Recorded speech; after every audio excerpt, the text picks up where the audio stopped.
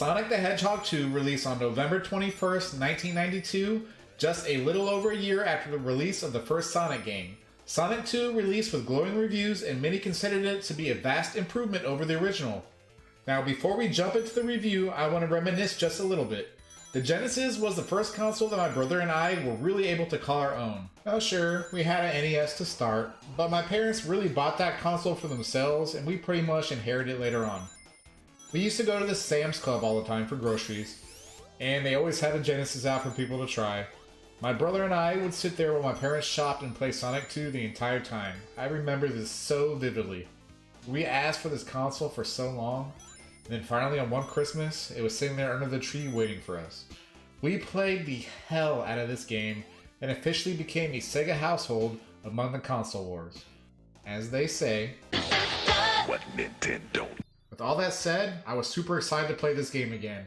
It's been 20-something years, maybe more, and I'm getting old. Time isn't the same as what it used to be. But let's find out if this game is still fun to play today. Like most platformers from these days, there's not much of a story to talk about here. So if you've never played a Sonic game, which would shock me if you're here, but anyways, basically Dr. Robotnik, aka Eggman, is hell-bent on defeating Sonic. In order to do so, he's taken animals and has enslaved them and put them to task of killing Sonic by piloting his evil robots. Using sweet, innocent animals is pretty evil in its own right, so right off the bat we know Robotnik is kind of an asshole. It's Sonic's job to free these animals and put an end to Robotnik's evil plans.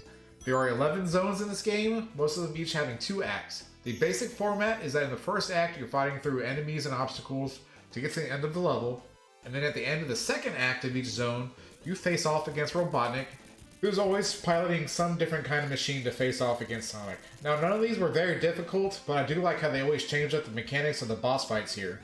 Take Mario for example. Most every Bowser fight in the early days consisted of us jumping on him 3 times, fight over. It got bland and boring quick. Sure, we have to jump on this dude quite a bit, but they do change it up enough each fight to keep things interesting and engaging.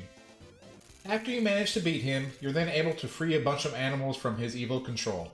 Seriously, look at these guys. How can anyone be so mean to something so cute? The level designs in this game were all unique and charming as well. I found that they were very well designed, all having multiple paths you can take to get to the end of the level. There were a couple instances where I got frustrated with the game. With Act 3 in the water, in Sonic games, you want to go fast all the time, and I felt like I had to slow down and take my time here. If you fall in the water, your breath is extremely limited and results in instant death if you stay in there too long.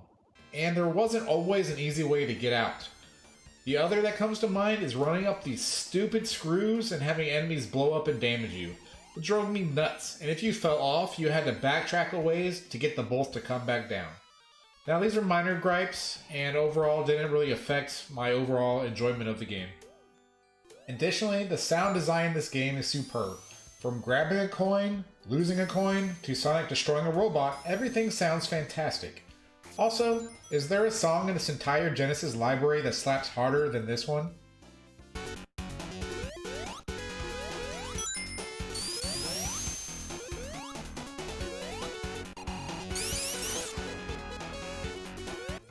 Yeah, I didn't think so. I do have 2 more gripes with this game I'd like to get off my chest. Now this might be blasphemous to some, but what the hell is Tails here for? He adds 0 to this game. Now I do get he enables you to play 2 players if you have someone to play with, which growing up I often did with my brother, but playing it through it today with just myself, there is no benefit to him being there, and he was oftentimes just a distraction. The second gripe I have is with this final Robotnik battle. His hitbox is so annoying. He has his little claw arms, looks like a T-Rex, that if they're just in the wrong place, they can damage you. Plus, they don't give you any rings beforehand, so you better not screw up. I found this fight to be the most frustrating part of the game, and I thought the design of it itself was a little bit flawed. Before we get to my final thoughts and rating, if you made it this far and enjoyed the video, please consider liking it and subscribing to my channel. I'm dropping gaming content as quickly as I can, and it would mean the world to me. Now, is this game still fun to play today? Obviously, yes. It's a blast to play. And I think it has to be in the conversation as one of the best 3 Sonic games ever made. If you've been meaning to go back to this one, or have never played it, I urge you all to do so. I had a blast revisiting this game and brought back so many great memories for me. I hope this video did the same thing for you. Thanks for watching, Shimmy signing out.